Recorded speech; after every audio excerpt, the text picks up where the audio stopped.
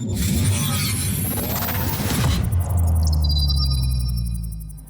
good people, David Taub here with NextLevelGuitar.com.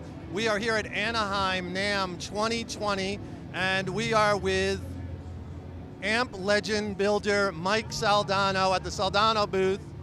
Mike, I want to thank you so much for making some time for us in your busy schedule, and it's such a pleasure to be with you here today again this year.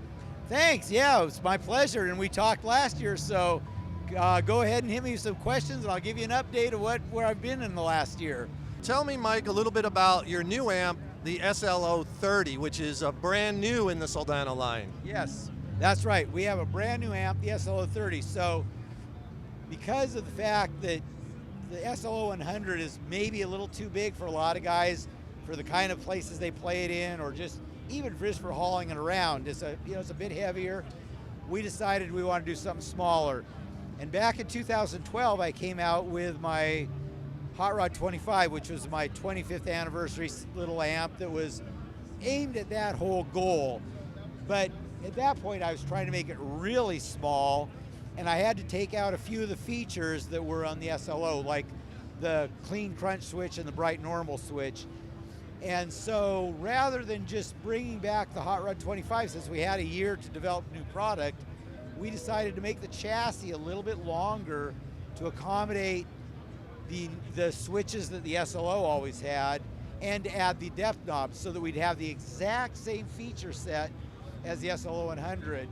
And so that it became now what's the SLO30. It's a true 30-watt SLO100 with every single feature that an SLO100 has. You can now find that in the SLO30.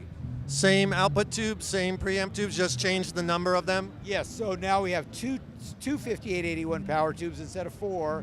We dropped the plate voltage a little bit. That got us into a nice sweet spot of 30 watts. Same preamp tubes, 512AX7s, same Postmaster effects loop. It's a really awesome amp, and it just screams. It's a really rocking little unit. Hi again, Marisa here from Next Level Guitar. Would you like a killer free practice tool? Well, we can help with that. Just click on the link below and we will send you 6 killer jam tracks and 2 coinciding ebooks. All for free, all from nextlevelguitar.com. Just click on the link below. So tell me a little bit about your love for the 5881 as opposed to some of the other tubes out there, because the 5881s have always been in the SLO. So tell me what as opposed to like the EL34 or 6L6s. Right. Well, okay, so the 5881 is equivalent to a 6L6, and so my favorite tube always when I started designing was a 6L6. Back in the day, my favorite tube was made by Philips, Sylvania.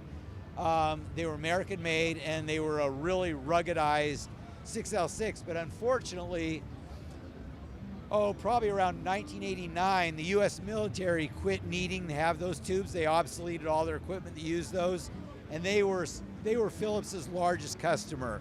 So they quit making the American-made 6L6. But fortunately, in Russia, they were manufacturing this really amazing 5881. Now the 5881 is an industrial version of a 6L6. It's more rugged, it's a little more beefy, it's thicker glass. And so a friend of mine got a hold of a set of those and sent them to me and said, you gotta try these new tubes. And I tried them and I immediately found the perfect replacement for those American Philips tubes. And so I've been in love with those tubes ever since. And I'll tell you why I like them so much. They have a cleaner and tighter bottom end than a EL34 does. And I'm all about articulation and definition in a guitar amp. And for me, EL34 has always seemed a little bit fizzy, a little bit loose in the low end. And then on the other coin would maybe be like a 6550, which were a very efficient and very tight tube, but they were almost too tight to have any kind of warmth. So back in the day, like say this was in the mid 80s, I settled on the 6L6 as being my tube of choice, just for the overall musicality, the warmth, but still balanced with a good tightness and definition. And so to this day, I still feel that they're one of the most wonderful tubes on the planet. And in particular, the Sovtek 5881 because it's manufactured to very tight tolerances and they're very consistent and reliable. Any closing thoughts or anything else you want to mention about any of your other products or ideas or things you're working on? Well, I just like to say I'm back better than ever and with renewed energy because I'm not being drugged down by my old duties, and so Soldano's here to stay. That's great news, and your fans and lover of Soldano amps are going to be so glad to hear and so excited about the new products you have coming out. I want to thank you again for your time. You've always been so gracious. Thank you. And we really appreciate it. We wish you the best. And this is David Taub coming to you from Next Level Guitar at NAMM Anaheim 2020. Mike Soldano, we're at the Boutique Amps booth, and we will see you next time. You will. I'll see you next year.